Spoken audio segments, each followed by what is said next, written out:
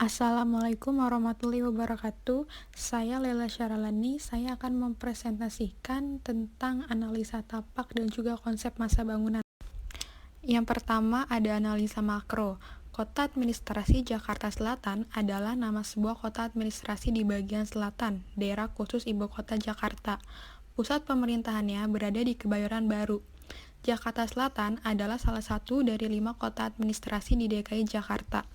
Jakarta Selatan sendiri merupakan kota administrasi yang paling kaya dibandingkan dengan wilayah lainnya, dengan banyaknya perumahan warga kelas menengah ke atas dan juga tempat pusat bisnis utama.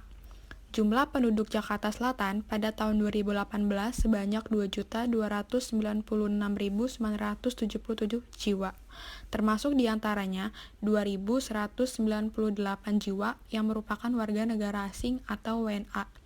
Adapun batas-batas wilayahnya, yang pertama di utara berbatasan dengan Jakarta Barat dan juga Jakarta Pusat, di selatan berbatasan dengan Kota Depok, di timur berbatasan dengan Jakarta Timur, dan di barat berbatasan dengan Kota Tangerang dan juga Kota Tangerang Selatan. Selanjutnya ada analisa mezo. Kecamatan Jagakarsa merupakan salah satu kecamatan yang berada di wilayah kota administrasi Jakarta Selatan. Kecamatan Jagakarsa sendiri merupakan kecamatan yang terdekat dari kota Depok selain Kecamatan Cilandak dan juga Kecamatan Cimanggis. Kecamatan ini mempunyai jumlah penduduk yang banyak, pertumbuhan penduduknya yang tinggi, dan juga wilayahnya yang terluas kedua di Jakarta Selatan setelah Kecamatan Cilandak. Adapun di sini beberapa tempat terdekat dari site di Jalan Aselih Jagakarsa, Jakarta Selatan. Yang pertama ada perumahan Fontana Residen yang berjarak 400 meter, lalu ada Marullah Fishing, tempat pemancingan dengan jarak 270 meter, lalu ada SDN Cipedok dengan jarak 900 meter, selanjutnya ada Fortuna Swalayan dengan jarak 650 meter, lalu ada tempat akuarium, tempat pembelian ikan dengan jarak 800 meter, dan juga ada pasar timbul dengan jarak 650 meter. Analisa mikro. Site ini berlokasi di Jalan Aseli nomor 39 RT 7 RW 1, Cipedak, Kecamatan Jagakarsa, Kota Jakarta Selatan, daerah khusus Ibu Kota Jakarta dengan kode pos 12630. Nah, di sini itu ada regulasinya, yaitu dengan luas lahan 5.000 meter persegi, GSB-nya 50%, GSS-nya 15 meter, KLB-nya 1,5, KDB-nya 50%, dan KTB-nya 5-7 lantai. Adapun batas-batas tapaknya, yaitu di utara berbatasan dengan rumah tinggal dan juga pepohonan, di timur dengan jalan dan juga rumah tinggal, di bagian barat berbatasan dengan sungai, dan di bagian selatan berbatasan dengan rumah tinggal dan juga jalan. Nah, untuk keadaan tapaknya sendiri itu pada bagian arah barat terdapat sungai yang mengalir. Lalu pada lokasi tapak yang berada di perkampungan yang juga padat penduduknya membuat tingkat kebisingan di tapak ini sangatlah tinggi. Lalu ada lokasi tapak yang lahannya berkontur tapi tidak terlalu curam. Data tapak Kelurahan Jagakarsa di sini berbatasan dengan utara berbatasan dengan Kecamatan Kebagusan, di barat berbatasan dengan Kecamatan Cilandak, di timur berbatasan dengan Ciganjur dan juga Kota Depok, di selatan berbatasan dengan Provinsi Jawa Barat. Adapun fasilitas pendukung di daerah Jagakarsa seperti R. Petra Beringin, Puskesmas, Waduk Kecil, dan juga Taman Spatodea. Lalu ada analisa matahari. Matahari terbit dari arah bagian timur, dan matahari pagi dari pukul 7 sampai 10 waktu Indonesia Barat itu merupakan matahari baik dan bagus bagi kesehatan. Dan tanggapannya sendiri itu matahari pagi memang sangat baik untuk kesehatan. Nah, untuk bagian bangunan yang mendapat sinar matahari pagi dapat digunakan sebagai ruang private, kamar tidur, atau dapat dijadikan open space untuk taman atau kegiatan olahraga seperti jogging, trek lapangan, dan lain-lain. Lalu, untuk mendapatkan cahaya alamiah maksimal, terutama di siang hari untuk penghematan energi. Di sini kita bisa mengurangi panas di siang atau sore hari dengan menggunakan atau menanamkan vegetasi-vegetasi di sekitar area lingkungan tapak. Dan untuk pada area yang terkena sinar matahari pada sore hari, dapat digunakan sun shading atau double facade untuk meminimalisir cahaya yang masuk ke dalam bangunan. Selanjutnya ada analisa angin. Angin yang di set ini itu berasal dari arah danau yang berada di sisi barat bangunan dan juga banyaknya pepohonan di bagian set tapak ini.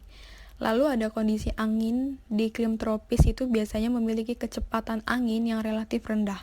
Nah, untuk tanggapannya sendiri itu untuk penempatan vegetasi-vegetasi yang terdapat pada bagian yang terkena angin langsung dan biasanya dibiarkan masuk ke dalam bangunan karena bisa menjadi lebih segar dan juga sehat. Lalu dengan memperbanyak bukaan jendela agar ruangan di dalam bangunan tuh tidak terasa panas ataupun lembab. Selanjutnya analisa kebisingan.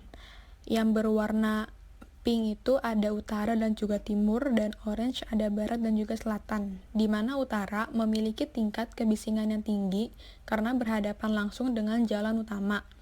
Lalu timur memiliki tingkat kebisingan yang tinggi karena pada bagian di timur adanya rumah dan juga jalan utama.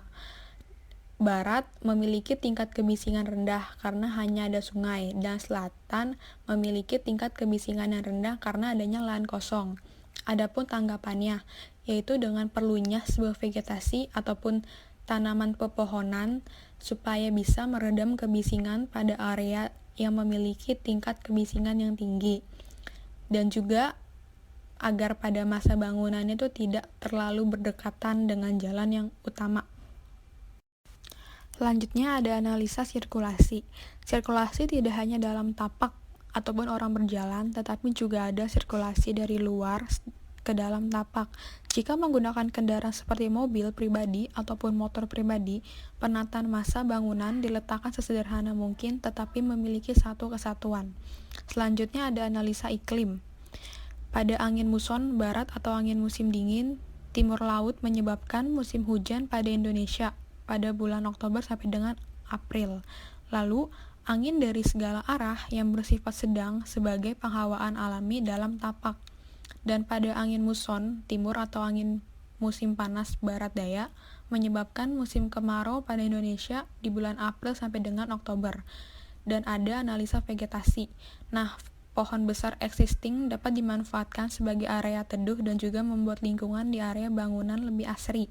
Pohon di area depan tepatnya bisa dimanfaatkan sebagai peneduh kendaraan yang sedang parkir yang berada di bawah pohon tersebut. Sedangkan yang berada di bagian belakang dekat dengan lapangan dapat dimanfaatkan sebagai area teduh pada siang hari atau sehabis olahraga atau pelatihan. Penzoningan. Nah, di sini untuk yang warnanya agak gelap, warna hijau, itu pada bagian selatan dan juga barat memiliki kebisingan yang cukup rendah sehingga dapat dijadikannya sebagai arena private. Dan untuk yang berwarna putih itu pada bagian utara dan juga timur memiliki kebisingan yang cukup tinggi, maka dijadikannya sebagai area publik. Nah, dan di dekat area site-nya itu jalan utama. Nah, itu adalah akses dari dalam bangunan ke kawasan luar yang terdapat pada bagian utara. Analisa akses dari luar tapak. Jalan asli merupakan jalan utama yang berhubungan dengan tapak ini dan juga merupakan jalan yang menghubungkan langsung dengan kawasan di luar. Tanggapannya, untuk memudahkan akses menuju tapak ini dapat dilalui dari jalan utama yang terdapat pada arah utara, yang dimana jalan ini menghubungkan langsung dengan kawasan di luar.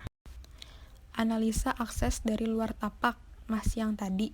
Nah, di sini analisanya itu untuk mengakses dari bagian luar tapak ini bisa menggunakan kendaraan pribadi seperti mobil ataupun motor. Nah, bisa juga menggunakan kendaraan umum seperti kereta atau mikrolet. Dan tanggapannya sendiri itu untuk mencapai ke tapak ini lebih banyak yang menggunakan kendaraan pribadi. Maka dari itu area parkir berada di bagian utara dekat dengan jalan utamanya. Selanjutnya ada analisa lingkungan sekitar, yang dimana yang di bagian utara itu terdapat jalan. Karena bangunan berdekatan dengan jalan utama, maka berpengaruh terhadap kebisingan, tetapi mempermudah juga untuk masuk ke dalam bangunan. Lalu di bagian timur terdapat pemukiman. Nah, di sini tuh karena bangunan berdekatan dengan pemukiman, maka berpengaruhlah pada sirkulasi angin dan juga kebisingan. Dan di sebelah barat terdapat sungai. Nah, di sini tuh karena bangunan terletak dekat dengan sungai, maka akan berpotensi terkena bencana longsor. Tanggapannya itu dengan memberi jarak dengan area pemukiman agar tidak terlalu berdekatan. Lalu untuk mengurangi potensi bencana longsor, maka dibuatkannya jarak, yaitu dengan membuat area parkir dari site bangunan ini. Selanjutnya ada tipologi lingkungan sekitar. Nah, untuk radius yang 500 meter ini terdapat goodie bag press, terus terdapat pangkalan gas, terdapat pemancingan Bang Ulo, terdapat stans kedai, dan juga Amares Pavilion. Dan untuk radius 1000 meter ini terdapat Masjid Al-Mukhlisin, Masjid Al-Rauda, dan juga Banyu Biru Kopi. Analisa konsep gubahan massa. Pada zona A memiliki tingkat kebisingan tinggi, maka dijadikannya area publik. Di zona B memiliki tingkat kebisingan yang rendah, yang sedikit jauh, maka dijadikannya sebagai area private seperti ruang kamar ataupun asrama dan juga tempat belajar ataupun tempat pendidikan. Dan di sini juga di dekat site B itu zona ini juga memiliki kebisingan yang rendah, maka dari itu menjadi zona semi publik. Dan untuk tanggapan aksesnya itu, karena tapak ini berada di dekat jalan utama, maka pada bangunan depan pun dibuatkannya lahan parkir. Selanjutnya ada analisa kontur. Nah, di sini sudah terlihat bahwa pada set atau tapak di sini itu memiliki kondisi tanah yang tidak beratur atau berkontur. Dengan analisa kondisi tanah yang memiliki kontur, kemiringan terhadap kontur yang mengarah ke sungai. Nah, dengan tanggapannya, pada bagian tanah yang berkontur ini yang memiliki kemiringan yang tidak terlalu curam dan juga mengarahkan air hujan yang mengalir ke sungai agar tidak mengakibatkan tergenangnya air. Pada gambar di sini, pada area bagian depan itu di-cut dan juga di-fill. Nah, untuk keterangannya nomor 1 itu untuk area parkir dan nomor 2 untuk ram mobil dan juga motor. Nah, untuk yang kontur yang di-cut di bagian area ram itu untuk dilewati jalan mobil dan juga area parkir motor. Lalu untuk yang area di-fill di bagian bawah bangunan. Analisa konsep tata letak bangunan. Nah, di sini sudah ada set bangunannya yang mempunyai tanah tidak berkontur. Nah, untuk warna biru sendiri itu keterangannya sebagai area private, yang dimana tempat dimana ruangan tersebut bersifat personal atau sebuah ruangan yang memiliki kebebasan secara pribadi, sehingga penghuninya bebas melakukan aktivitasnya tanpa ada gangguan dari orang lain. Dan untuk yang berwarna kuning itu sebagai area publik, yang dimana zona ini bersifat terbuka, yaitu bebas melakukan aktivitas interaksi dengan orang luar tanpa mengganggu aktivitas personal.